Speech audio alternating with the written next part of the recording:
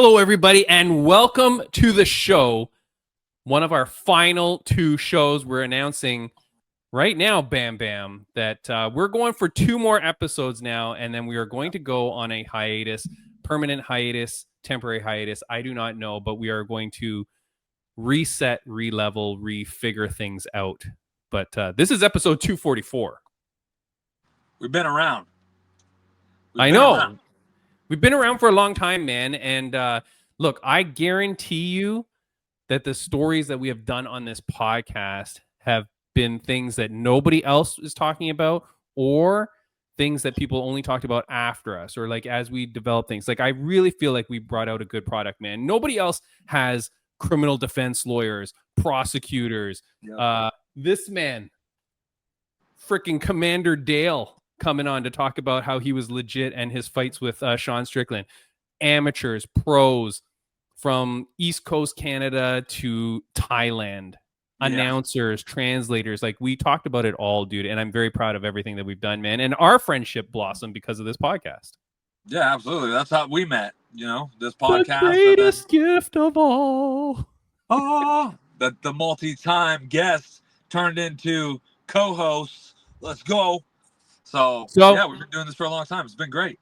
Yeah, man. So for the second last time for now, I'm Timmy B. This is my co-host, UFC legend and veteran, Brian Bam Bam Barberina. Thank you for the introduction. It's beautiful. Timmy B, hit it. Ladies and gentlemen, this is the Fight Insight Podcast. Announcers like Nara, right? Yeah. Where else are you getting to talk to Nara, for God's sakes, except for on the Fight Insight podcast? That's right. Can I also say I've also been scouting talent like nobody else in this business, dude, because I had on announcer Big Mo Mamoritz, who now is the guy in friggin' Jake Paul and who did the Tyson Jake Paul fight. That dude's career is on a blast. Yeah, I think, we really bring on a lot of people that aren't just in the limelight, in the spotlight right now. We're bringing up the people who are building their way up. We're talking to them, multiple times as they climb the ladder. And then when they do hit that big show or get in the spotlight, we're right there talking with them yet again. And I think we're really bringing some talent up front to people. Everybody needs to start tuning in, realizing this is what it's all about. Dude, today on the podcast, we have a very interesting interview, man. So you're going to have known based on like the thumbnail for this, but like we talked to a young man, Cody Jerome, who's a Muay Thai fighter out of Calgary, Alberta, Canada. And, or was it a different city? But Alberta, Canada, right? And he was signed to ONE FC. He's no longer signed to ONE FC. But in talking to him, he then reveals this whole thing about the hydration test. Yeah. And so you're going to see this interview, which we recorded a few weeks ago. And then you and I kind of almost had to sit back and figure out what the hell was going on. He references a video, which then you and I watch. And the link for it is in the show notes, which I really encourage you to watch. After we show you this interview, then we're going to talk about the video that we watched on it. And we'll go through all our thoughts on this, man. But, dude, it's been pretty crazy. Can I say, before we get to it, one other person that has hit superstardom after I interviewed is Ali Mack. Yeah. That girl, dude, from Australia. She's a model. She was just doing some small videos on Instagram. Yeah. And, dude, now she's out there having dinner with freaking Marab, having dinner with Alex. She's doing interviews all over, dude. She is super famous. Like, super famous. Yeah. Like, it's pretty crazy, man. Like, I'm so proud of her too. Destiny McCubbin. Yes, absolutely. Freaking have her on, and now she's traveling to Abu Dhabi for her next power slap thing. Yeah, exactly. I'm still not cool with. but has her own, doing a lot with. Dude, she's doing her thing now. Her podcast, In the Corner with Destiny McCubbin, while we are on hiatus. Make sure that becomes your favorite podcast, because support her, man. Like, she's very cool chick, man, doing her thing. Yeah. Friends of the podcast update. I should do that before we get on with everything.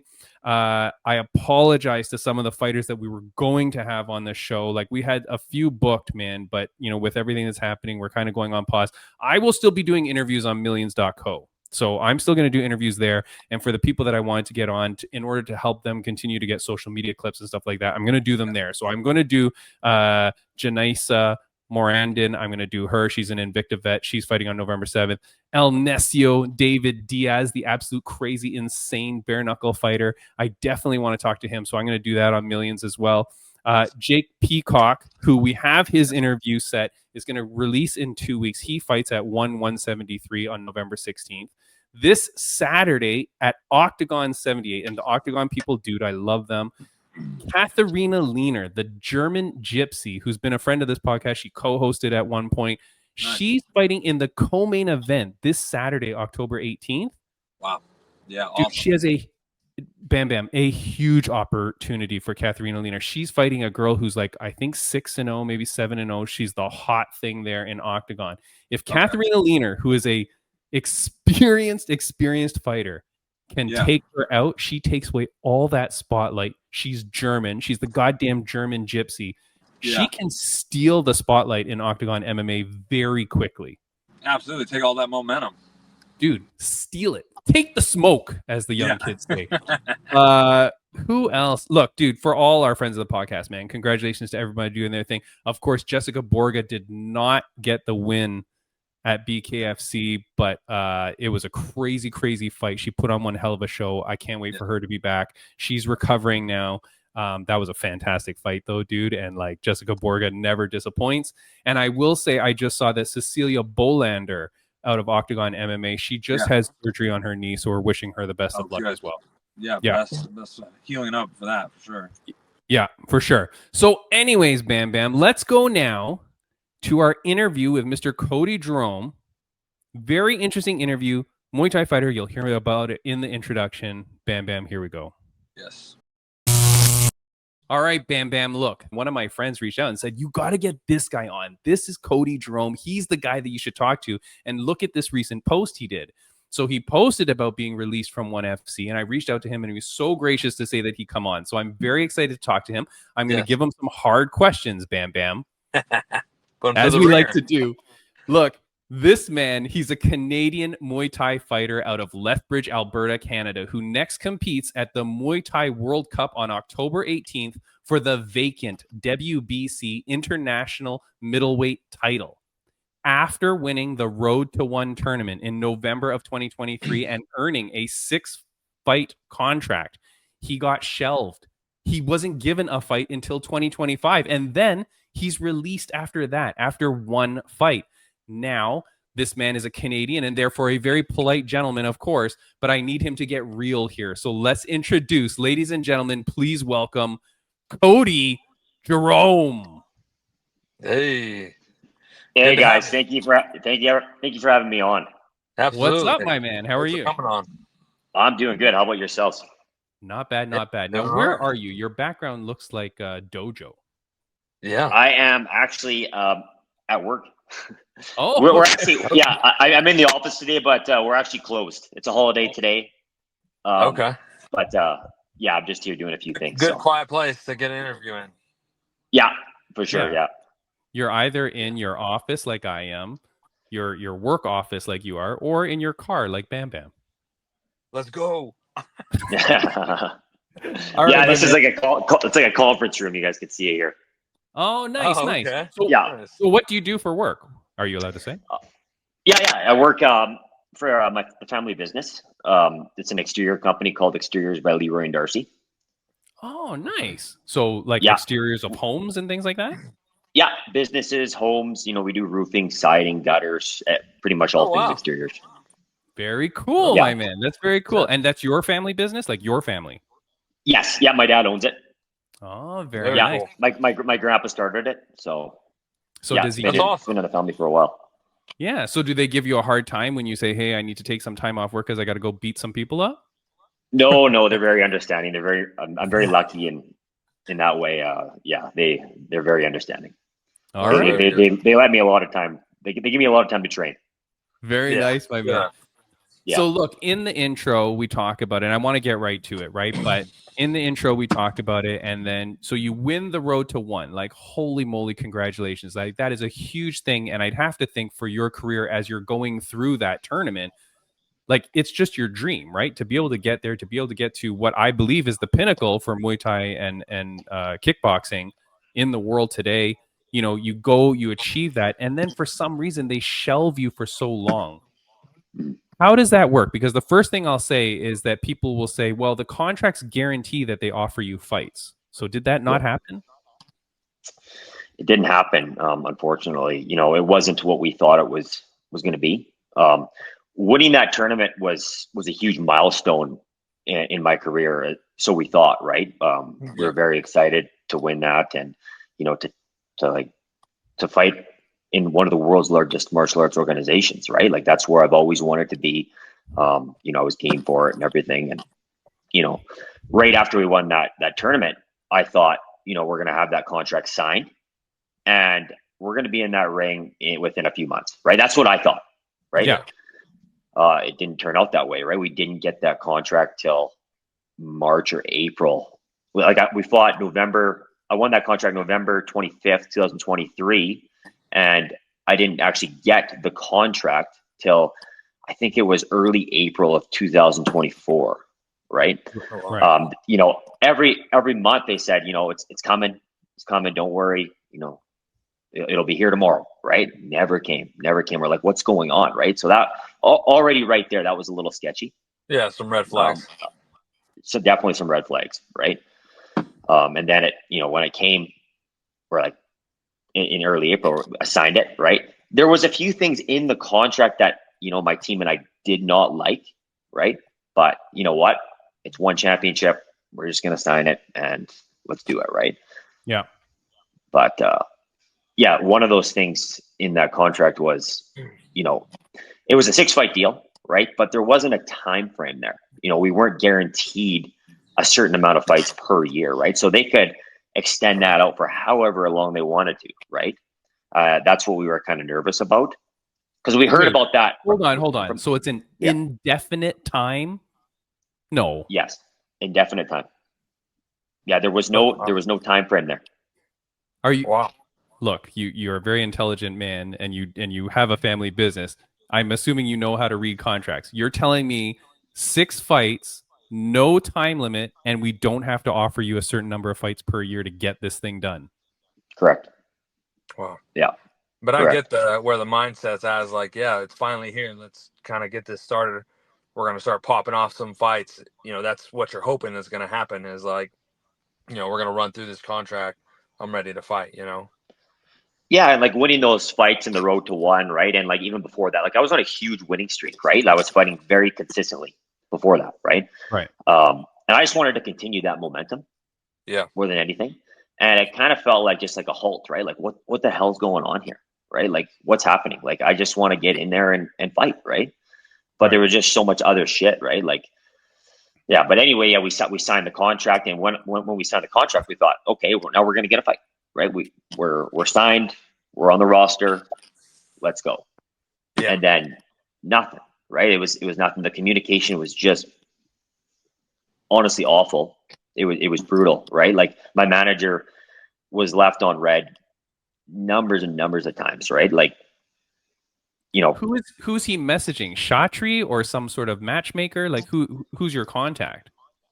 the matchmakers. Yeah. Okay. Yeah.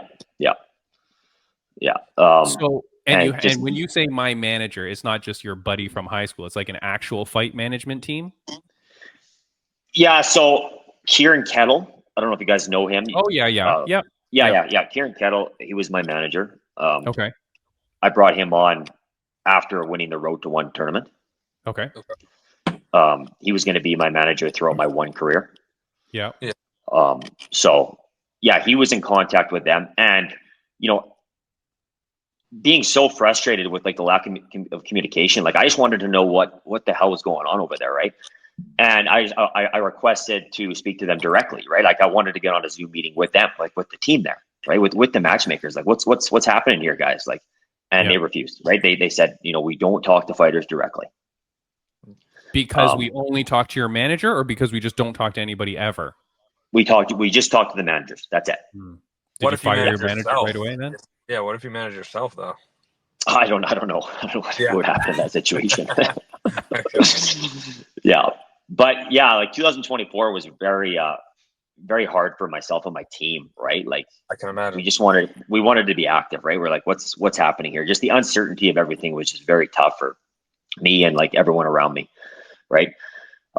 In the fall there, I think it was November, we finally got a fight offer against Luke Lisi in January 11th of 2025. Yeah. And we're like, okay, awesome, let's do it. Yeah. Well, okay, And, to be fair, what are you going to do at that point? They could have offered you Francis Ngannou and you'd go like, yeah, fine, just take the fight. Like, you've iced me for over a year. That like, Yeah. I don't want to glaze over that point though, right? Because they freeze Yeah. you for that long that they could have done anything and you just take it. Like, they put you in a very awkward position. They did, for sure. Yeah, like I would honestly, I would have fought anyone, right? It didn't matter. I just wanted to get in there and do it, right? And just get paid, right? We were promised like this big contract, all this money, right? Like, hey, let's and to be clear, and I appreciate you allowing me to chip in every now and then. Yeah. You're not getting paid during this time. nothing. Yeah. No. Thank goodness you have like a job outside of fighting, and Absolutely. Yeah. like what imagine what kind of spot you've been in if you didn't. Like, even worse, waiting on the contract, waiting on the fights. Like you said, I know a number of fighters who 100% rely on the money coming in from their fights and staying active and fighting to be able to support themselves. So yeah, thank goodness you had that, a job to lean on. But geez, what a situation. Terrible. Yeah, for sure. I'm very thankful for like the situation I'm in, right? Like I have this job, I'm okay, right? I'm okay. I got a good family around me and stuff. If I had to rely on just fighting for income, it wouldn't be good. Yeah, absolutely. For sure. So, sorry. Okay, yeah. So now here's the thing. Just to be fair, like I appreciate what you're saying, but there was postings online, especially when certain fighters started to come out and express their concern or express their frustration with ONE FC, right? And one of the guys comes out and he reveals his contract, which was Adriano Moraes. And so I have it on screen here. There's a whole bunch of points that this article that went through it kind of highlighted some of the awkward things here in the contract. Oh, sorry. But one of the things was one can terminate the contract, blah, blah. One can suspend, one can extend.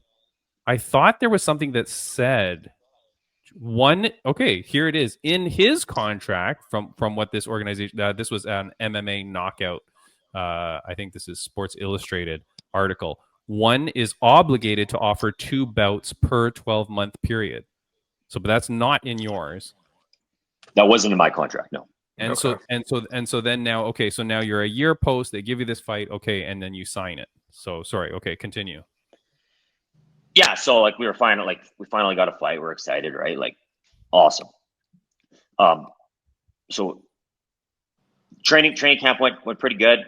It was finally here. The fight was finally here. We went to Bangkok about 10 days prior. And then there was this hydration test, right? That we've never experienced before, right? But you knew about it. Oh, I knew about it. Yeah, I knew about it. And I hired someone to come with me to beat this test, right? So I wanted to be prepared. Like I didn't just freaking wing it, right? Yeah. So can I just ask before you move on to this? It's funny because we this is episode 244 maybe of the show, right? And I've been following around ONE FC forever, and I'm a big fan of ONE FC. To be fair, like I do like them, and I want them to succeed because I want places like you to have somewhere to fight. Yeah. The hydration thing, for those that don't know, you have to meet a certain level of hydration in your body. They do the blood test right there on site when you're weighing in, and your hydration has to be a certain level. And the point is so that you're not dehydrating yourself to make weight. So you're not just cutting a bunch of weight. Yeah. So it's not a blood test. It's a urine specific gravity test. That's what it's called. Okay. Well, they don't do that live on stage, but go ahead. Yeah. So it's a very flawed test. Like if you really look into it, right? Like anyone that knows anything about weight cutting will tell you that this is the test is absolute bullshit, really. Like it really is. It does not tell anything about cellular hydration, right? So this test makes fighters cut more weight, actually, because how these guys beat this test is they will cut a couple pounds past their weight class, the weight limit, and fill up on distilled water, fill their bladder up with distilled water. So they're cutting that an extra, usually 1.5 to 2 pounds, right? Which is more dangerous. Filling up on distilled water and then, peeing, right? Having their bladder full and then passing this test, right? But really they're not hydrated at all, right? They're even more dehydrated. I thought, right? but I thought the hydration. Okay, but the hydration test is when they take your pee, they're testing it for a certain amount of water in your pee. Like, they're not just testing to see if you can pee, right? I apologize. No. There's like a little. They used to do this for even like when I would get tested by USADA and stuff like that. They would still test your pee. It's like a little. What the fuck's my camera? And they're like a little monitor thing, and they drop a couple drops of your pee on it. I don't know if it's the same unit that they use, but the one they had for us was like they drop a couple drops of the urine on this thing, and then it reads back a number of like the hydration. Yeah. Yes. Yeah, it's like a pen. It's kind of like a pen. Like you pee in a cup, right? So, like someone watches you pee in a cup, they take the cup and then they stick this pen into the cup, into your pee, and it'll give you a number, right? Okay. And so just so you know, Cody, because not, although I love ONE FC, not a lot of people watch it. Thing is, people fail this test all the time. Like, ONE FC has at least a few fights, almost every card fall out because people are not beating that hydration. And now what you're telling me is that whereas I thought the hydration, the point was to try to keep people closer to their natural weight class, right? By telling them, hey, don't cut so much because you're not going to meet the hydration. You're saying they actually cut more and then use this technique to try to cheat. Like almost like a refuel backup. Yeah. Yes. And the thing is, you cannot fight unless you pass a hydrated sample, right? Yeah. So they will make as long as it takes. Sorry, hold on. Right? So in my situation. Sorry, go ahead. Sorry? I think there was a little bit of a glitch. Yeah, so like in my situation. Okay. Yeah, so in my situation, so I made weight, right? I think I weighed in at my first attempt was 153.6 or something like that, right? So well under the limit, right? But I failed the hydration test, right? But if I would have been able to just rehydrate right there and then, I would have been in a way better spot come fight time, right? Yeah. That wasn't the case. So I had to be under 160.5 pounds for this fight to happen while passing a hydrated sample. So what I had to do after weighing in is go pound a bunch of distilled water and go get back in the sauna and cut it again and try to hold that water in my bladder, right? My electrolyte balance was way already like getting down to 155 pounds for me is tough, right? Like I walk around at 180, 185 pounds, right? It's a pretty big cut. Yeah. So I'm already in like a pretty depleted state, right? But I made weight, right? I should have been able to rehydrate and just good to go from there, right? Yeah. But after I weighed in, nope, didn't pass the hydration test. You got to go and pass this test, right? So yeah, I had to go back in the sauna, pound a bunch of distilled water, threw my electrolyte balance way off. My coaches, they wanted to pull me from the fight, right? Like I didn't let them. Looking back now, I should have, right? I was no way, shape, or form to fight in less than in 24 hours, right? No way I was able. I wouldn't. I knew I wouldn't have been able to go in there at 100%, right? And my coaches knew that too. But I flew all the way to Bangkok from Canada, right? I'm gonna fight, right? Frick, yeah.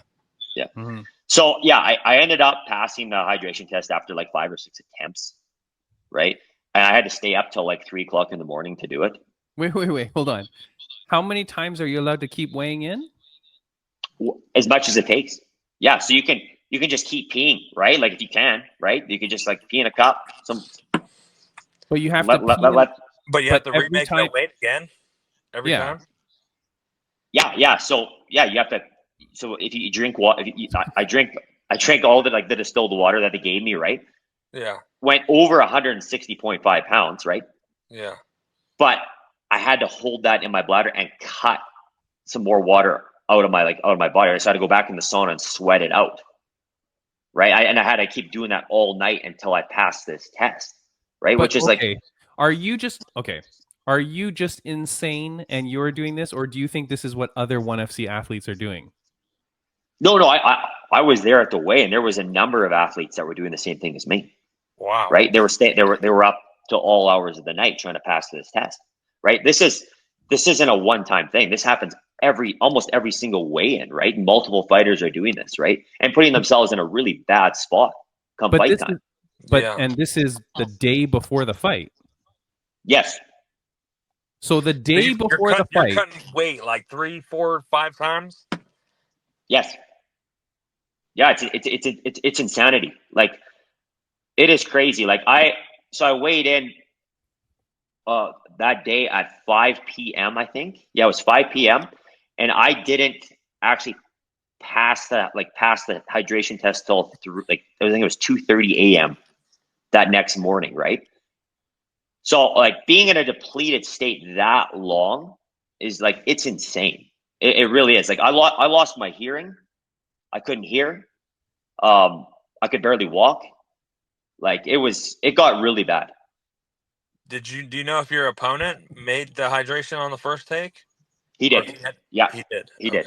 Yeah. Hold on. To be fair, there's a lot of shenanigans that happen in 1FC too. So I mean, this guy Cody is being put up against, what was it, the number 5 ranked guy in the division, right? Yeah, correct. Yeah. Which, Cody, I love you, and I think you can beat anyone in the world. But it's very weird that 1FC takes a Canadian guy who wins Road to 1 and immediately puts him up against number 5.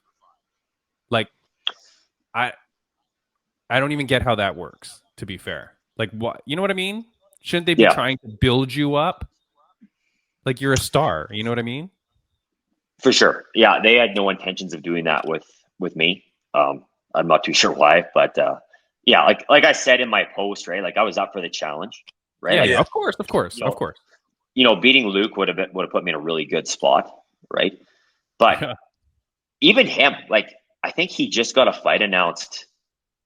I think it's for November. You know, so it's been like how many months? It's been like 10 months for him even to get back in the ring after beating me, right? It's like, holy, that's too long. That's like, yeah, that's way too long. And the thing is too, for like, because we've, you know, most of our interviews and stuff, Bam Bam, are like MMA fighters who fight 2 times a year, maybe 3. But for Muay Thai fighters, what is your preferred frequency of fighting, Cody? Like, how many times would you fight in a year? I would like at this level. Yeah, I would like to fight 3 or 4 times. You know, as an amateur, for a guy, like I think there was 1 year I fought 12 times in 1 year, right? Yeah. But at this level, like as a high level professional, you know, 3 or 4 times is good for me. Right, just so that people know. Yeah. So your expectation is 3 to 4 times, right?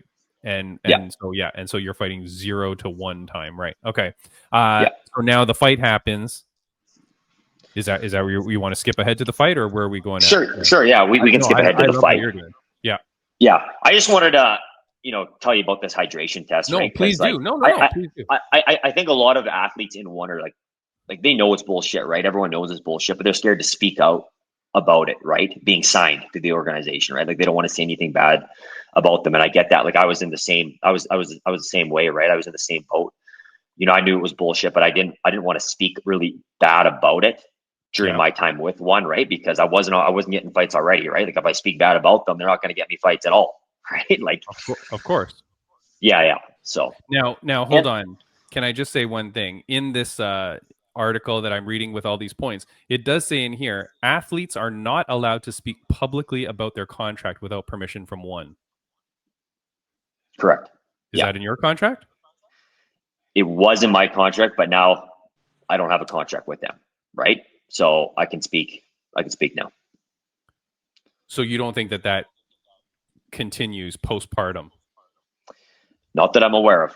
Yeah, not that I'm aware of. Like Tim, like I don't want to come on here and absolutely bash one, right? Like no. I respect what they're doing in the sport, right? Yeah. And for a lot of athletes, it's great. Like for Jake, it's been great. He's had a great experience with one, and I'm super happy for him, right? I'm super happy for Jake, right? Like I wish him all the best, right? Like I want to see athletes succeed. I want to see organizations succeed. Like I want to see one championship succeed. Honestly, I do. Yeah. Like I'm just sharing my experience, right? The girl that sings my for sure theme song You for the definitely show wanna- is Nara, the ring announcer. Yeah. Right? Like that's I who noticed sings that. Cool. Oh yeah, okay. And then Yeah, we've had Frank, the interpreter. He's been on the show. We've had Denise Zamboanga, Jalen Olsum, like tons of ONE FC people. Mitch Chilson, the commentator. I've had him on the show. I love it. I want them to succeed, but I hate hearing stories like this. So okay, continue where you're at. Yeah, I just wanted to just shine light on this hydration testing, right? Because I think it's been kept in the dark, right? Like I kind of want to expose how flawed this system actually is, right? It's extremely dangerous for the athletes. So what would your recommendation be though for other fighters now, like other young Canadian fighters, other people going into ONE FC or having ONE FC as a goal, knowing that hydration thing is there? Is it just frig, dude, if you're fighting at 155, just have that be your natural weight? Like don't try to cut anything because it's not going to work? Or like, is it, let's try to find a better way to like move it up a weight class? Well, the thing is though, right? Like you can be perfectly hydrated and fail this test. That's the problem, right? It's just it's a flawed test. It's more about beating the test than actually making the weight cut itself safer, right? If you go on, I forget, if you go on YouTube and search this doctor, forget his name, but anyway, he showed how flawed this system, right? Like he cut a whole bunch of weight and did what I said previously, drank a whole bunch of distilled water, held it in his bladder and passed this test, right? But then another time where he was perfectly hydrated, he failed this test. Right? When you say hold it in your bladder, what do you mean? Just don't pee? You don't pee. Yeah. So you drink all this distilled water, right? And it makes your kidneys filter this compound. I forget the name of the compound, but it makes your kidneys filter this out, and then you actually pass. It allows you to pass this test, right? Oh, interesting. So you're saying someone who just doesn't cut any weight and is just normal might walk there and still fail the test? Yes. Yeah. Correct. Wow. Yeah, it's crazy. And people know this. This is the first time I'm hearing this kind of detailed conversation about the weight, about the hydration test, weight cutting. Yeah. Like, people knows this. This is a thing. Everyone in weight cutting knows this. All the top guys in the weight cutting industry know this. So why has nobody fixed it? I think ONE Championship had really good intentions bringing this test in, at first. Right. I think, they wanted to stop weight cutting, right? Like, I think everyone wants to stop weight cutting. Like fighters hate cutting weight. Like it sucks. Weight cutting, it really sucks, right? It's a terrible, terrible part of the sport. But unfortunately, fighters are always going to look for that advantage, right? Like we're all competitive guys. We're competitive athletes, right? We want that advantage. Like it's almost impossible to stop. And the more rules you bring into it, the more variables you bring into it, the more stressful it is for the fighters, because they're always going to do it, right? Like people say, let's have weigh-ins on the same day. Well, guess what? Like people are still going to cut weight and they're going to go into that fight dehydrated, right? And they're going to put themselves in a really bad spot, right? Yeah.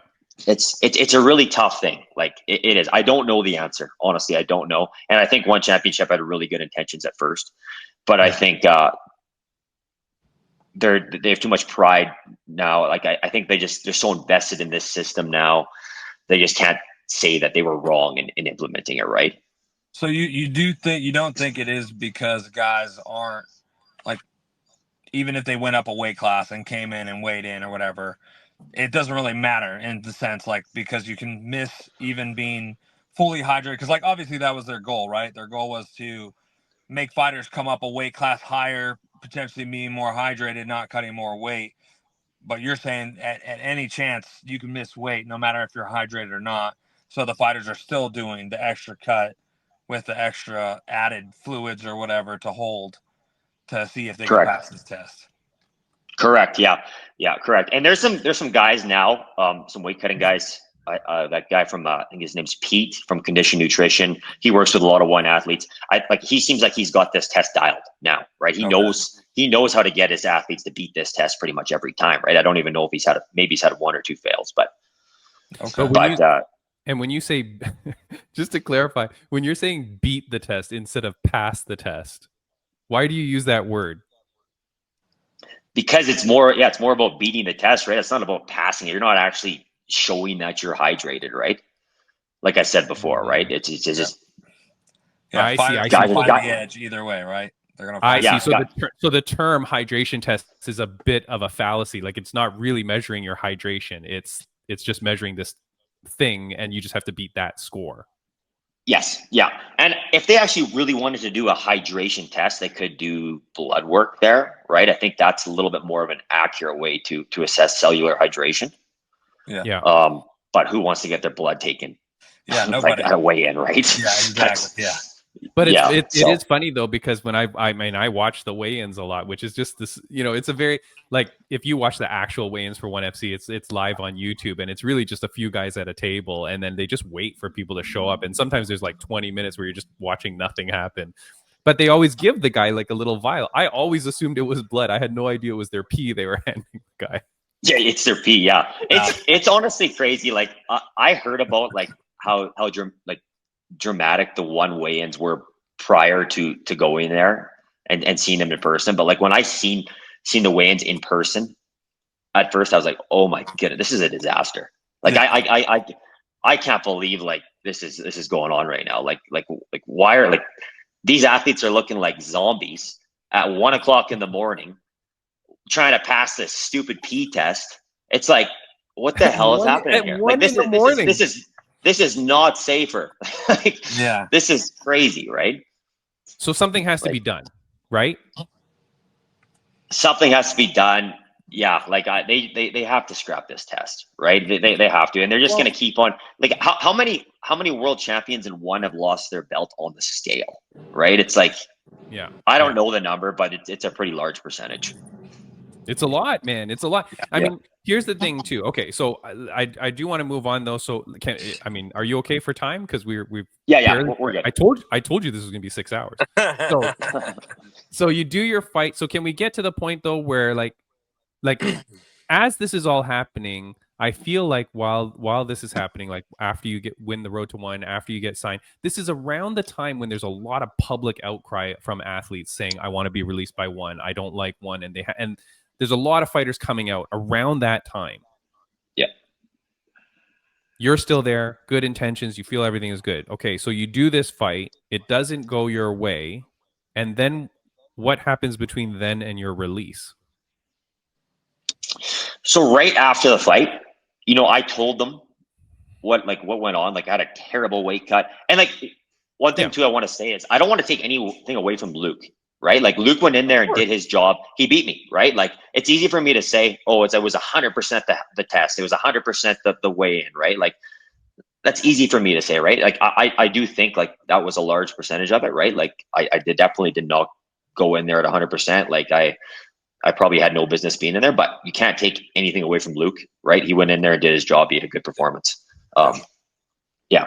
But anyway, after the fight, we asked to get back in there within a few months, right? Like, well, I'll weight class then, or I'll hire someone else to help me beat this test, right? I was thinking about hiring Pete from Condition Nutrition because he seems like he knows what he's doing. And they were like, so I told them that I was like, yeah, we want back in there right away. They're like, okay, sounds good. So went home, flew back to Canada. Nothing. Like month after month went by, and we're like, what the hell, right? Here we go, another year like this, right? Like, I just wanted to get redemption, right? Like I wanted to get back in there and just and prove myself, right? Like I'll prove that I belong in there with the world's best, right? Like I'm one of the world's most elite kickboxers or Muay Thai fighters, right? Stupid question before you go on. Your contract obviously restricts you from being able to compete anywhere else in any kind of combat sport. I would have to ask for their permission. Yes, it does restrict me, but if I got their permission, they would let they would let me fight somewhere else. But I wouldn't be able to fight like on an organization like Glory or Rise or K1 or any of their competitors. Yeah, right. I wasn't allowed to fight on any of them. You just be able to fight in my backyard league that I'm running. Pretty much, yeah, yeah, pretty much. I pay you in Skittles, by the way, so it's not going to be very lucrative. But okay, can I ask though, during this time when they're not giving you a fight, did you ask them at all? Hey, can I go fight somewhere else then, or no? Because you're still. We were just hoping, right? I didn't really. I wanted to get paid, right? We were promised all this money, and like I just wanted to get paid, right? I didn't really want to go and fight on some local show for $1,000, right? I was kind of. So I had interviewed Celeste Hansen, who was the first female to set foot in the Lumpini Stadium after winning the Road to One herself. She's an Australian girl.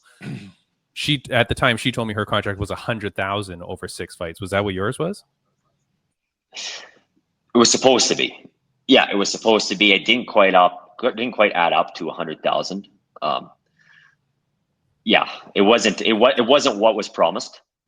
But it was still better than any if I actually fought those 6 fights, right? It was still better than anything I'd get anywhere else, pretty much, right? But did you at least get paid 1/6 of whatever it was for that one fight? No, I did not, because I got a 27% deduction in my purse for missing the hydration test initially. Oh, so even if you make it, they still take it? Yes. But then they have a reason to just say that you failed. Yeah. Hold on. Here we go. Bam, bam. You know what I'm about to do, my friend. What? Oh, Timmy B's conspiracy of the week. If ONE FC wants to make money, they just say that you failed hydration just once. 27% of the purse. And then still make you make it. Yeah. Okay. Keep going. Yeah. Keep going, I did Cody. not realize that they take it even though you eventually make it. Why on earth would they take money from you if you then pass it anyways and you compete on the show? Why would they bother? Who did that? I don't know. Supposedly that went to my opponent. Supposedly, we never actually asked Luke's team if they actually received that. Who knows, right? Like I don't know. But usually you miss weight and they come to agreement like, okay, he's still going to take the fight, whether he's a couple pounds heavy or whatever. In this case, you weren't heavy, you just missed a hydration test. And then he would get the percentage either way. But for you to have to continue to cut weight through the night, that's just insane until you make it. Or you made weight until you make the hydration test. Yeah, so I should say too, I actually ended up weighing in at the end. It was like I had to be under 160.5 pounds for the fight to take place while producing a hydrated sample. So I think I weighed in at like 160.3 or 4 or something like that at the end. Before the fight But the fight was 155.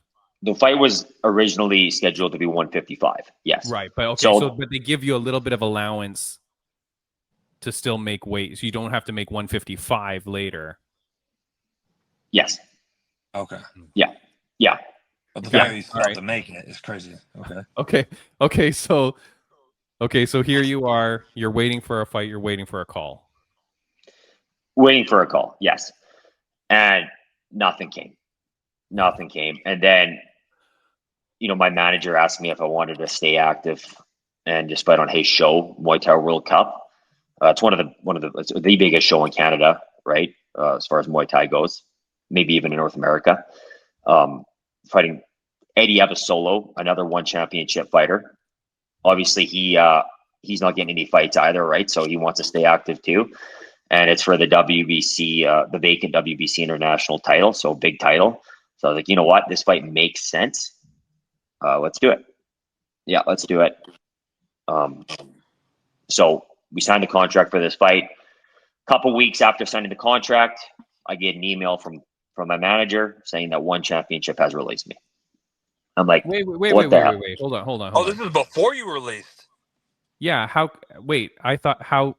But you didn't ask ONE FC for permission to take this fight?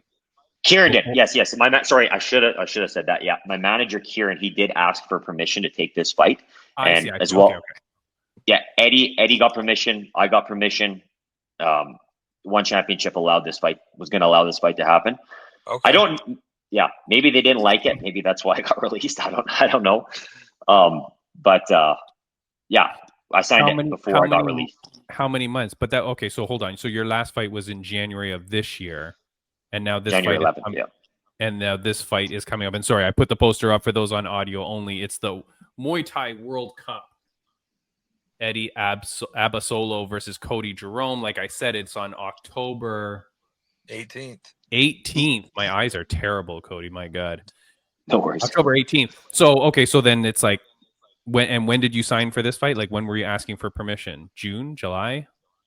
No, it was late August. Yeah, I signed. Oh, shoot. You waited like 7 to 8 months. Yeah. You're waiting 8 months. Based on what you said, you were going to hope to have fought at least twice in that period of time. So you wait 8 months before you say, okay, hey, fine, can I just take this fight? Then after you sign it, they go, boom, you're released. Yes. Yeah, and like over the summer, right? I was like messaging my manager like every day. Like I was being quite a pain in the ass. He's probably like, frick, like another message, right? He was in a bad spot too, right? Like, but I was just like on him all summer, right? Like, what the hell is happening? Like, I do not want another year like last year, right? Yeah. And he was saying like, yeah, like they're not getting really back to me, and when they do, it's it's not good news, right? Like I guess they wouldn't put me on any Friday fights. They wouldn't fly me out, I guess. And I guess if I went to Thailand, maybe they'd get me on like a Friday night show, because then they would have to pay for my flights and stuff, right? But it was nothing was guaranteed ever, right? So yeah, things weren't looking good. But then all of a sudden I got released, which was like a big surprise, right? Because like, why would you keep me that long just to release me, right? Yeah. Like, what's the point? So you didn't even ask for release. I didn't ask for release because honestly, in us kickboxers and Muay Thai fighters, like we have it a little tougher than MMA fighters, because like, where do you go, right? Like, really, where do you go to get like that kind of exposure, and that pay, right? If you actually get to fight, where do you go? There's not very many places to go, unfortunately, right? Yeah. So you're kind of stuck. One championship kind of holds all the cards, right? Unfortunately, yeah. Well, and that's the thing, right? Being a monopoly or being a monopsony, however you want to call it, similar to UFC, right? But in reality, I feel like ONE FC is even bigger in terms of having the monopoly when it comes to kickboxing and Muay Thai, because whereas at least UFC has other organizations around the world, like really aside from Glory, which I haven't seen Glory in forever, man. Yeah. It is really hard to see Muay Thai and kickboxing fights anywhere else aside from that one. Yeah. Look, man, I appreciate all this time you're spending with me. Yeah, I do want to ask though, I got so many questions, but what would you suggest for Muay Thai fighters? And I mean, like, you've outlined the problem of the hydration, which any young kid now gets the contract for one, he's going to have to go and deal with that. So, but like you said, this is the only place. I mean, and people are upset. People are expecting their release from ONE FC. I can understand why, based on what you're saying. What is your advice then to fighters? Is to just start figuring out the hydration test now, get with those organizations like you said now? Like, don't risk that first fight? It's tough, Tim. It's tough. I would say, unfortunately, like I don't want to say this, but I would say for young kickboxers and Muay Thai fighters, go to MMA, go to boxing. Wow. Yeah, that's what I'd say right now. Like I hope ONE Championship, turns things around, or another organization comes up here in the near future and starts to promote big kickboxing and Muay Thai fights. Because honestly, it's my favorite sport, right? It's so exciting, right? Like, when people watch UFC, that's what they want to see. They want to see the stand up, right? Like, when they go on the ground, they get booed all the time, right? So like, that's what people want to see. I don't get why it hasn't taken off here in North America. Like, I don't understand it. Because it's so exciting, right? It really is my favorite sport to compete in and to watch, right? So I don't want to say that, but young kickboxers and Muay Thai fighters should go to a different sport. Like, I don't want to say that at all, but like, if they want to make a career out of this and make some money, it probably is the way to go, right? If you want to fight for a career, right? Even if it's not like the career or money, but even if it's like, hey, I just chasing, no pun intended, but if I'm chasing glory or chasing like just the fame of it, like it's a tough place to go. Like this could happen to you. You know what I mean? Yeah. The fighters that are asking for their release, the fighters that are angry, have any of them reached out to you after this happened to you to figure out, hey, how did you get released or anything like that? No fighters in particular reached out to me. But a lot of podcasts and stuff have reached out. And I was debating whether I should come on here and talk about this, right? Because like I want to be professional, right? I don't want to come on here and bash one championship, right? Because like I said before, I wish them well, right? I wish them well. Yeah. I'm just sharing my experience, and there is other fighters like Jake, right? And guys like Nico Carrillo and stuff like that. Like, they seem like they're having a really good career with one, right? Like, one's treating them really well, and good on them, right? That's awesome. Yeah, right? it's just crappy that the way it worked out for you, right? It's like you didn't get the chance to be able to have the career with one. Yes. It kind of just strung you out in a sense more than kept you active like they are, with them. And what's the reasoning? Only they know, right? But to be fair, I don't know anybody that they're really keeping active. Like, a lot of fighters, Cody, seem to fight once and then you really don't see them again for quite a long time. Like, I try to follow as much as I can. I watch Friday Night Fights a lot, because like Celeste Hansen was on there. A couple of my other friends have fought on that show, so I try to watch and I try to support them. But it's really hard, man. There's not a lot of rankings. Like I said in the intro of the show too, ONE FC, they just reported that they were scrapping the rankings in 3 of their MMA divisions. It's really hard to even understand who's ranked in some of these things, because you'll see someone fight and then you won't see them for a long time. There's like maybe a handful or a couple handfuls of people that you see fight on a semi-regular, but not enough that I get to understand who the people are or the rankings. Yeah. It's hard to follow in that regard, right? Because you see this guy, he puts on a good performance, and then you don't see him again for a year, sometimes 2 years, right? Yeah. It's like, where did that guy go, right? Yeah, and how do you build stars like that? It's really hard because the people want to follow these people, they want to continue to watch them. If they're fighting once a year, once every 2 years, like, there's no build up, no nothing when they come around again, because it's all fizzled out. It sucks. Absolutely. Yeah. No, for sure. And like, it seems like they're for these Friday night fights, right? Like, they're putting a lot into that, and they're giving these ties, right, like pennies to fight, right? Like, they're getting these guys on because they, like, that's what they can. I think that's what they can afford, right? Like, these contracted fighters, they got to pay these guys and girls a little bit more, and I don't think they want to, right? I don't think they have. Maybe they don't have the funds for it, right? Maybe that's why we're not, like, these contracted fighters aren't getting fights, right? I don't know. Yeah. Oh, you think that like all the local guys, the Thai, the Asian fighters over there, that they might not be on contracts like yours? I mean, specifically, probably not as lucrative as the winner of Road to One. But but then they can just pick people up literally off the street and go, hey, do you want to fight on Friday Night Fights? And then pay them whatever with no risk. Yeah, that's honestly, that's what I think that's happening, especially as of late. God dang, man. Yeah. All right. Well, I mean, look, I hope all the best for you, man. This interview was everything I wanted it to be, though. Yeah. Actually, way more, because aside from you just coming on and trashing them, you came on, gave a very educated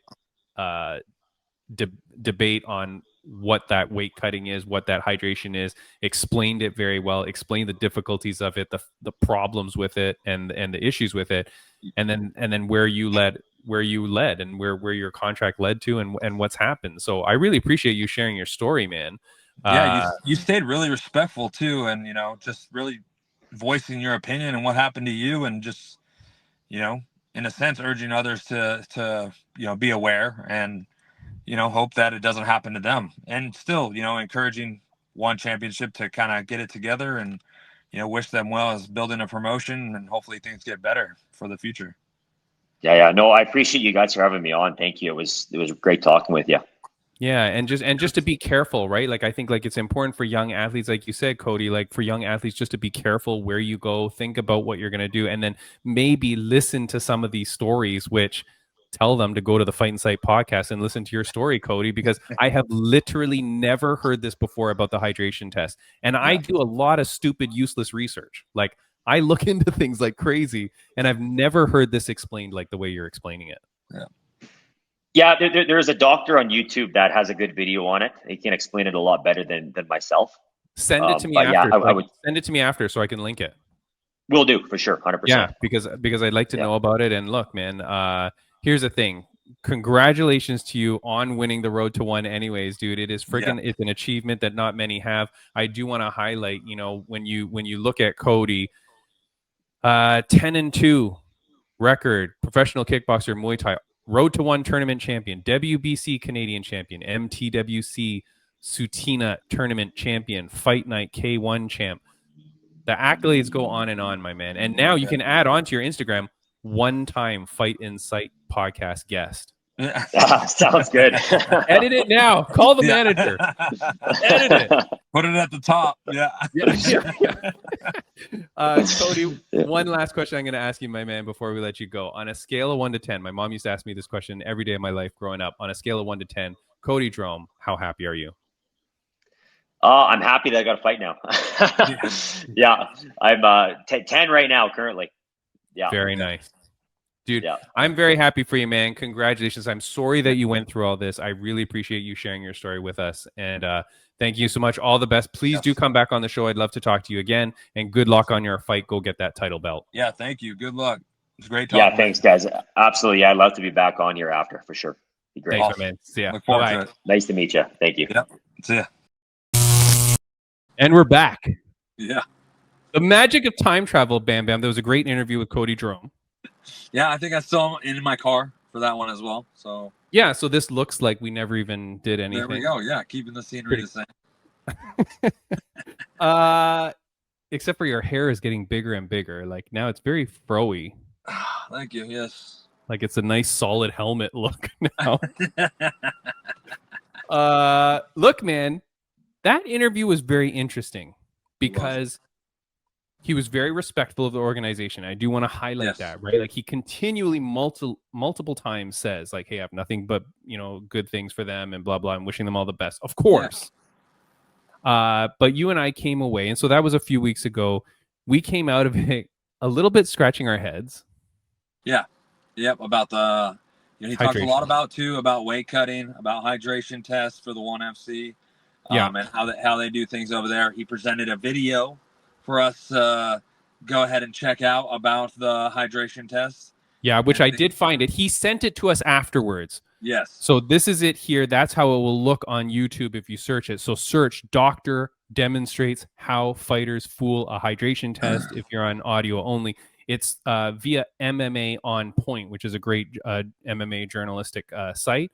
But that is on their YouTube. That's what we're going to talk about. But yeah, so he sends it to us, Bam Bam. Yeah, absolutely. Yeah, we watch that. When we finished the interview and we were talking, I think you and I, like backstage, I think we were both a little bit scratching our heads. I kept laughing because I had called out during the interview, like, hey, how come you keep saying beat the test instead of pass the test? Yeah. And it reminded me of, I'm not sure whether it was my good friend Bobby King Green. Yeah. Whether he said, I think it was him or someone else I remember interviewing that said, it doesn't matter what the frig USADA does. Yeah. Fighters will find a way to cheat. And actually, by continuing to better the USADA testing, it's actually getting more dangerous for fighters because they're doing things that are crazier and crazier. Yeah. I think, you know, it's definitely one of those things too. And he mentioned this as well.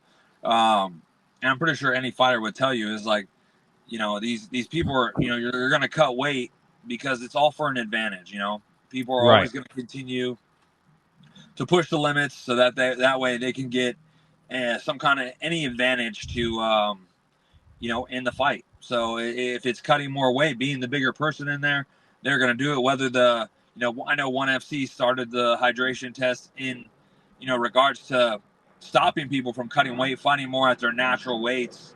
Right. But again, people are going to push that limit. They're going to find ways to beat the test. They're going to find ways to get around it to still make the hydration and all that. So that way they can still continue to cut the weight to be the bigger guy in there. Right. But the problem is, like, this is why when fighters would fight over there, like, they would be 105 pounders or whatever, but they would be they call their atom weight division atom weight. Here, that's 105, but there it's 115. Yeah. And so everybody's kind of like one weight class up, or like one named weight class up. But that was because the hydration test was meant, in my opinion, man, was meant to keep you at your regular weight. Yeah, closer to your walk around weight. Because I think the idea was it's safer for fighters. The hydration test forces you to not cut weight by fear of then not being able to meet the hydration. So naturally, everyone would fight at their natural weight.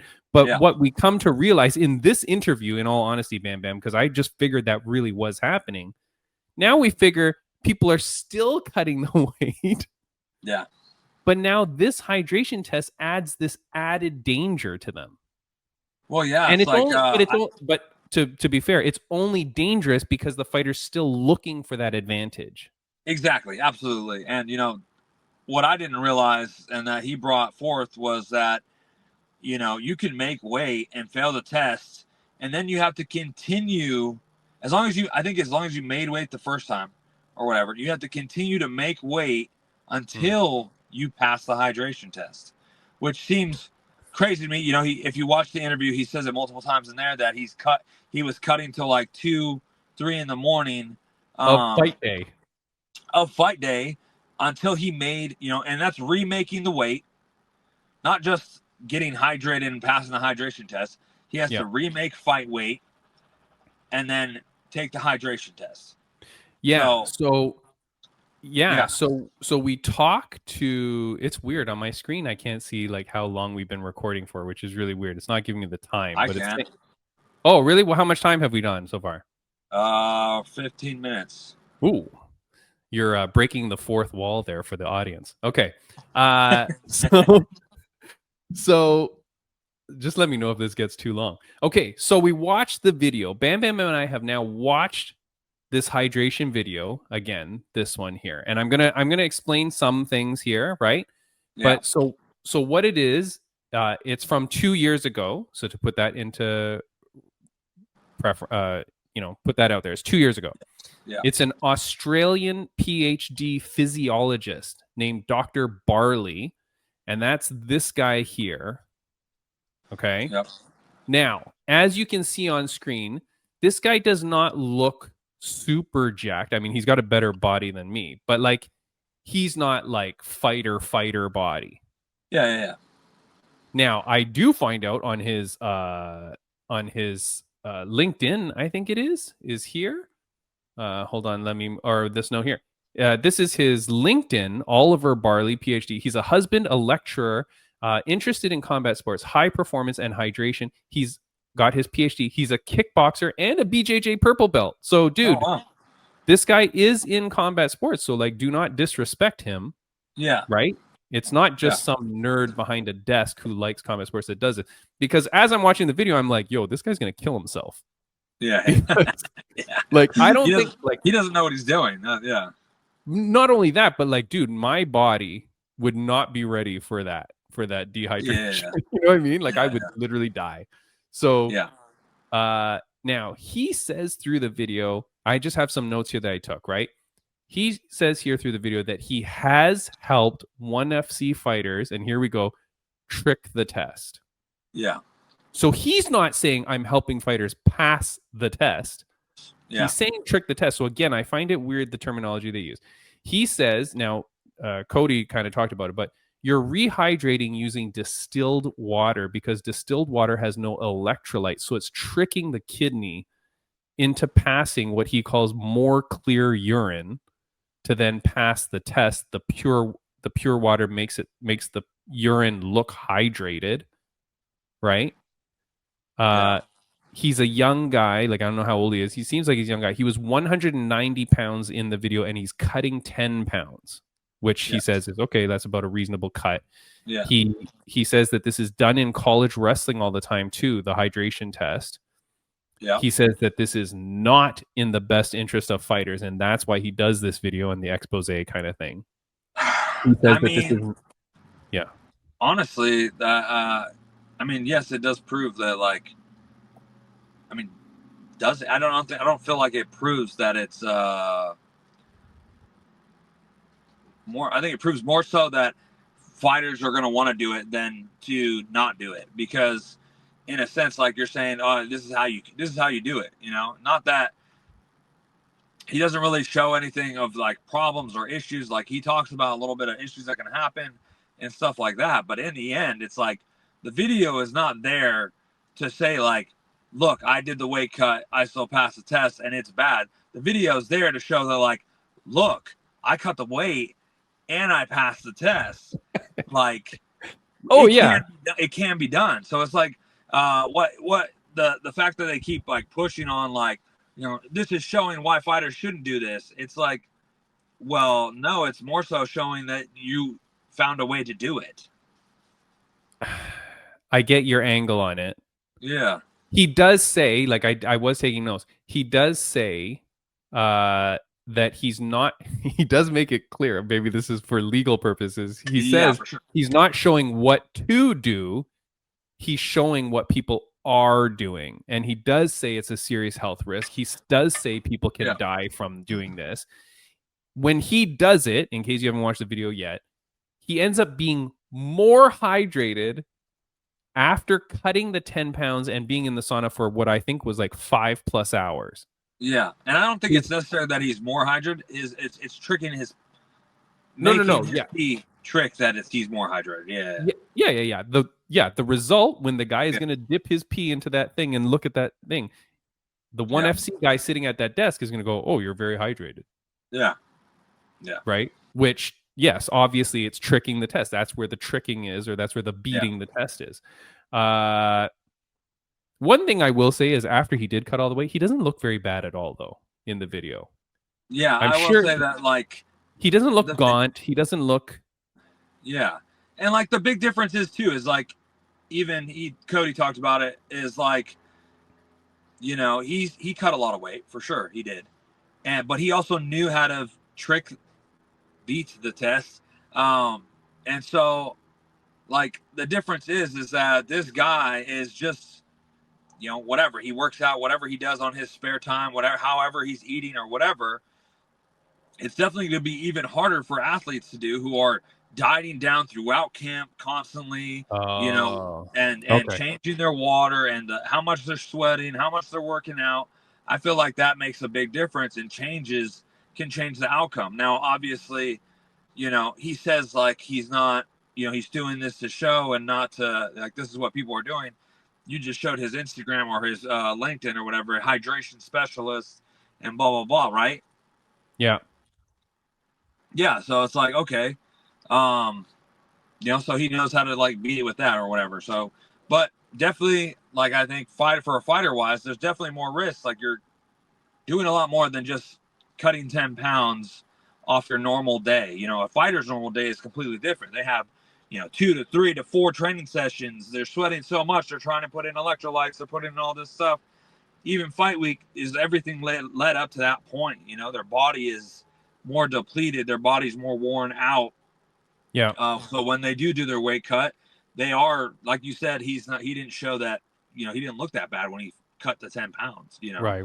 Like, sure, he probably felt bad because he never cut like that before or whatever. But fighters, it's like, you know, they're cutting, definitely probably most of them are cutting more than 10 pounds. And, you know, their body is already worn out from a whole long camp and, you know, working it. So it's definitely more serious for fighters. The thing is like we've been saying, they're going to continue to do it. You're going to continue. You're going to continue to search for an advantage, right? Exactly. That's the thing. Like, you're going to continually search for that advantage because this is a life and death fight that you're about to get into. And so if I can get an advantage, I'm going to take it. Yes. Yep. But I think what this shows, like what the interview shows, and then what this video shows, is that unfortunately, I do believe ONE FC puts this in all best intentions to try to make the sport safer and better. For sure. Yeah, but people aren't following it. Right. And then realizing now what people are doing. Yeah. Should this be stopped? Right? Yeah, so I think more so it's the fact that finding out that they're allowing you to make weight. If you miss the hydration test, you have to continue to cut. I think that should be completely gone. Like, if you miss the hydration test, they have to scrap the fight. Now, I understand why they continue to do it, because you made the weight. Just get hydrated, whatever, and still, whatever. But, and they want to keep fights going on. But if there was more of a, like, kind of stern thing where, like, if you don't pass the hydration test, boom, fight's off.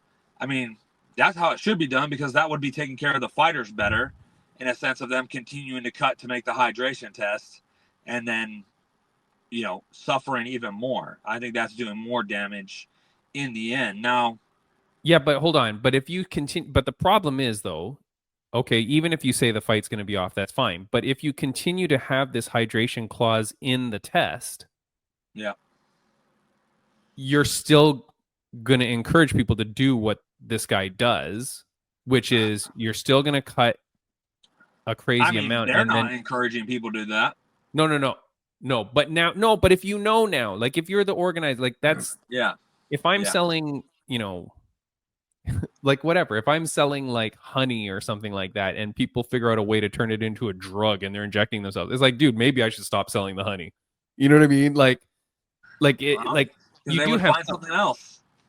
No, I know, but like I'm not going to cause it. So if I'm doing this and I've inputted this rule that now is causing a lot of harm to people, or potentially causing undue harm to people, and it's not solving what I wanted, and like you should know, right? Like the organizers there, they must know what's happening, especially if like Cody, like you've gone in there and done the hydration 10 times and you're there at 3 a.m. Wouldn't you be like, wait a second, this isn't normal? Like this isn't what we thought this would be? Yeah, definitely. I think, I would like to know what percentage of fighters pass the hydration there's always people that don't pass, because like I'm such a dork. I'm watching the hydration tests on Thursday mornings. You know what I mean? Like I do watch it, because I don't know why, because I'm stupid. But what I want to know is not the percentage that fail the hydration test, but of the fighters that fail the hydration test the first time, what's the percentage that it takes them like all night to get it working? Yeah. That's dangerous. If you knew that like 50% of them then go till past midnight to figure this thing out, that's really dangerous then. If it's just one guy, all right, maybe his body's a little bit messed up, maybe his kidneys, blah, blah, blah. But you see Cody, when Cody did it too, he's like, he knew how to do it. It just didn't end up working out for him that time. You know what I mean? Right. Yeah. But I get what you're saying. Definitely, like, what's the percentage of how many people are missing and continuing to having to cut weight and re-weigh in and redo the hydration test all through the night? Now, at that rate, I say, I mean, if they scrap the fight, it stops that immediately. So they don't necessarily have to change completely. I mean, it's still on people, but you just stand more of a risk of losing your fight. Right, because maybe, I see what you mean, because maybe it's not so much getting it that first time, which puts you in crazy danger. It's the additional attempts and additional attempts and additional attempts. Yeah, exactly. So, dude, so interesting, man. Like really so interesting, because the hydration test has always been something that I've been very curious about, and seeing people do their thing, and then now hearing it from him, hearing that experience. One thing I'll also follow up on that interview is, dude, if your contract does not guarantee you a certain number of fights per year, bam, as a former UFC fighter, as a professional, you've got young kids on your team, would you ever, I can see the conundrum that you are put in, but would you ever sign a contract where you're not guaranteed a number of fights per year? I would not, but honestly, or that it has a definitive end date. Yeah, absolutely. Like I definitely would not, and I know better now. I could easily tell you that like probably when I first got in and stuff, like I would have been like, yeah, like I'm in. You know what I mean? Like yeah, they sent me the thing. Like especially for him, like he won it. He was waiting for the contract to come in, and when it finally came in, he's like, okay, let's get started. Like whatever. Yeah. I'm gonna go through these fights. I'm gonna be fighting as often as possible. We're gonna get through this contract, no problem. Right. I definitely 100% can see that. Like especially early on for me, like if I got the contract, I'd be like, oh yeah, we made it. Like let's fucking go and get this done.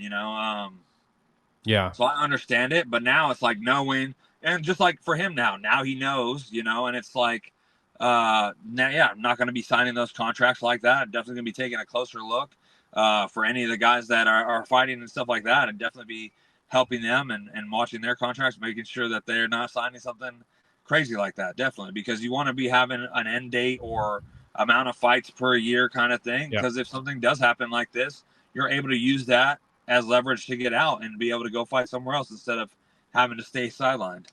Yeah. 100%, man. Like, I remember talking to Jenna Bishop when she got her Bellator contract, and she said that Bellator did not guarantee you a certain number of fights, but there was an end date. So she's like, well, if they don't give me fights, and why wouldn't they? Then at least I'm out of here by X date. Like, but you got to know that. It's funny, man, dude. I talk to like these amateur fighters all the time, on Millions or wherever I am. Yeah. It's like, I feel like fighters are getting smarter and smarter. Not saying that anybody's not smart. Yeah. Fighters are starting to realize more, I think, because we've gone through it. There's other fighters that have gone through it, and they're learning more and more and stuff like that. Because, yeah, like you said, like even that for Jenna Bishop is like, man, that's risky. You only have so much time in MMA. Right. It's not it's a young man sport, young woman sport. And that timing can go quicker than you think, or it could be in a blink of an eye. One fight could change it all for you. You don't know. So but it's definitely like being sidelined for a year or more is detrimental, to your career. Yeah, it's absolutely crazy, man. There were other things that we were gonna talk about, but I feel like this episode is going to be super long now because I can't even remember how long that Cody Jerome interview was, but I remember it was long. Dude, it was crazy. It was a good interview, man. This video, I'm glad that I watched it. Yeah. I don't know what the solution is. Like, I really don't know what the solution is. Yeah. I do worry that like the more you do, the more hardcore efforts will be made to beat the tests or to trick the test, and that is not the intent. Like, so if we want the sport to be healthier and safer, things need to be done so that is. I mean, I would love for there to be an organization that just says, hey, we're doing your walk around weight and you have to weigh in a week before the event. Yeah. 2 days before the event. That's where you have to be at. Yeah. And then the day of the event. And and we give you a breadth of like a couple pounds, but maybe that's it. Maybe it's like multiple weigh-ins during fight week or something. Now that's going to be very hard for smaller local promotions where the fighters fly in a few days before, but something, man, like something to maybe encourage people to fight at their walking around weight and then see what happens. Yeah, definitely. I definitely think that like, one is trying to do, make it healthier and stuff. I don't think that they necessarily have to get rid of it. I think that tweak it. They need to tweak it, and know that no matter what, even if they got rid of it, though, people would still be cutting the weight the same. They would still have to cut massive amount of weight to make the weight. The fact is like they need to tweak it to where like, okay, they made the weight, they fell hydration, the fight's off. It's like you missed weight. You know what I mean? Yeah. So. Well, maybe that's the last thing that I'll ask you, because I was talking to people online about this. The penalty for missing weight, right? Yeah. And it's so funny. We've talked about this with other fighters as well, where we've talked about the pressure on them to accept the fight after their opponent misses. So, Hatis Ozier, right? Her opponent comes in 37 pounds over, right? Or whatever, Crazy. and it's like, well, you're going to accept the fight or not. Now, she said she didn't feel pressure, but then now there's Yana Santos at UFC was just talking about how she had the second miss. Her opponent had the second miss, right? Macy Chiasson. Yeah. And she said that I felt pressured to take the fight, otherwise like something bad would happen to my career, blah blah. And yes, of course that's going to happen, and we know that. This is not a conspiracy of the week, but I'm still going to use it. Timmy B's conspiracy of the week. The rules are going to change so that if you miss weight, you are deducted 1 point in the first round of a 3-round fight, or 2 points in the first and second round of a 5-round fight. That's on top of the purse change.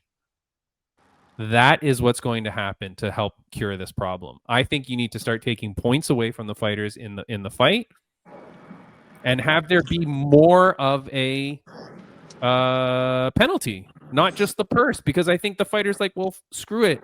If I get the win, that's more important than that 20%. Yeah, I definitely. Terrible idea. Good idea. No, I think it's a good idea. I think, but I also think there needs to be more out of the purse. I think it needs to be like almost like, I hate to say this because it's really bad for the fighters in a sense, but I would say like basically you don't get your show money. You only get your money that you win. If you win.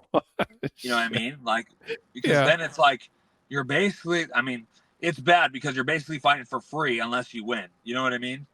I know, but hold on. But then you still, I get it, but I still feel like I get what you're saying as far as like the other fighter who made the weight should get an edge, because it's not only pay wise, it's fan stardom wise, and like if that person who missed weight wins, they still move up in the rankings, and the other person still goes down. So that's what I mean. And like and then knowing, as Yana Santos now has revealed, that like, hey, there's pressure on me to take that fight. For sure there's pressure, and there's pressure. But that's the problem. Like, there's that pressure on you to take the fight, and now your career's in real jeopardy. And think about it too. There's all that psychological drama that now goes on in your head too, because you're like, this chick is heavier than me. Hey, this chick is she weight bullying me? Hey, did she do, like, those are things I don't need on fight week. I should be able to go in there confident that like, hey, this is the rules, this is it. If she missed weight, good, dude. It's a 10-8 round for me first round if I win, right? Like, yeah, exactly. I just feel like something like. Go ahead. No. Go ahead. Oh, when I first started fighting, it was always brought to my attention how I believed it was and should be was, if you show up and you weigh in, you are guaranteed your show money. You have made weight. So if you showed up, made weight, you were guaranteed your show money. The fight, and if the fight fell out, like because your opponent didn't make weight or they got sick and the fight was canceled, you still were guaranteed your show money. And now early on in my career, prior to the UFC and stuff, I did have some situations where that had happened and the fight got backed out and I made sure I got my show money. Now, there's also been situations where like I've noticed, like with the UFC and stuff, that's not a thing. And not personally from me, but you see people like, did you get paid your show money when the fight was canceled? Whatever, because you made weight and everything. No, that's not it. Their thing is the show money is when you step into the cage. Yeah.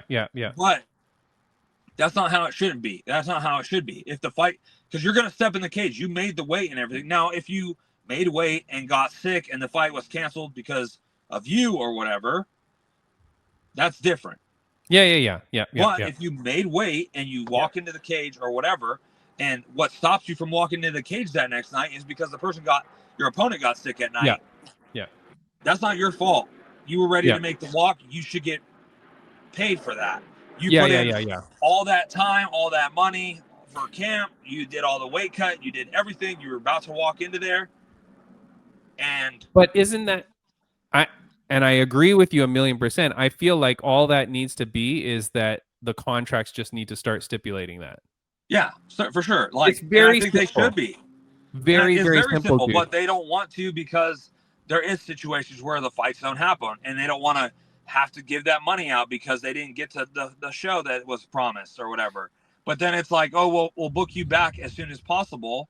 And even if they're not able to get you on the next week or whatever, it's another month or whatever, it's still money you're having to put into camp, still suffering you put on your body, and you're still having all to go your back family. I'm not saying that you're giving any of the money to any of them, but all your family and friends that came out and blah blah blah. Like there's a lot of loss. Yeah, for sure. There's a lot of loss. So should you like? I definitely feel like that should change and,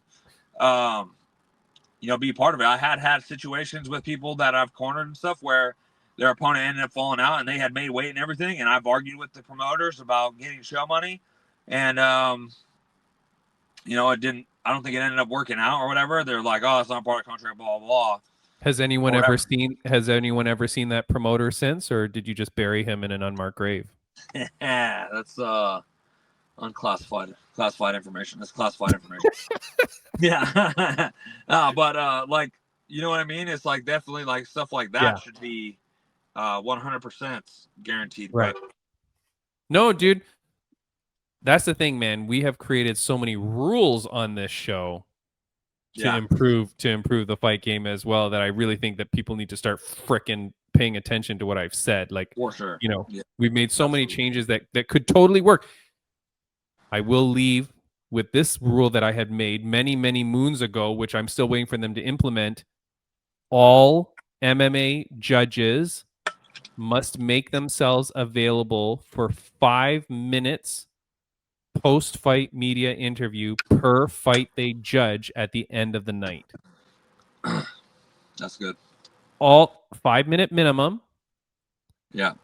It will make judges accountable and or help the public and the media understand why they judged a fight the way they did.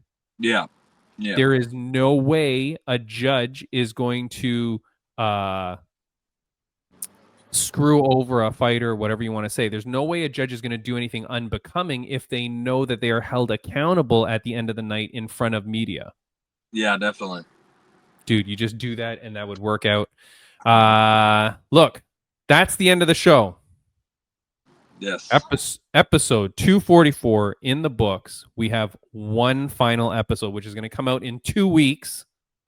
Yeah. It is going to be with the incredible Jake Peacock, one of the most positive guys we have ever had on this show. A very, very good guy, a friend of yours, a friend of mine, a true gentleman. And we'll do that show with Jake, and then we'll talk about some final parting words for people. Bam, bam. Yes. But aside from that, anything you want to say before we're out of here? I just want to say it was a great episode. It was great talking with Cody. He brought a lot of things forward that honestly I wasn't expecting. So it's really cool to be able to get his insight on it as well, being part of the weight cut journey and being part of ONE FC. And I know he had continued to have high praise for him, and that's awesome. Like, definitely in the end, he wants the promotion to work. He wants it to be successful. So do we. But there's obviously changes that need to be made, and I'm happy that he's out of there, considering what happened with his contract, and he's able to fight again. So that should be exciting for him. Hopefully he's be able to get things rolling really good for him. Again, I'm happy to be part of the Fight Inside podcast. Always an honor to be here. Timmy B, always great talking with you. Thank you so much, and I hope you all enjoy. All right, my friend, we're out of here. See you later. See you in 2 weeks. Bye.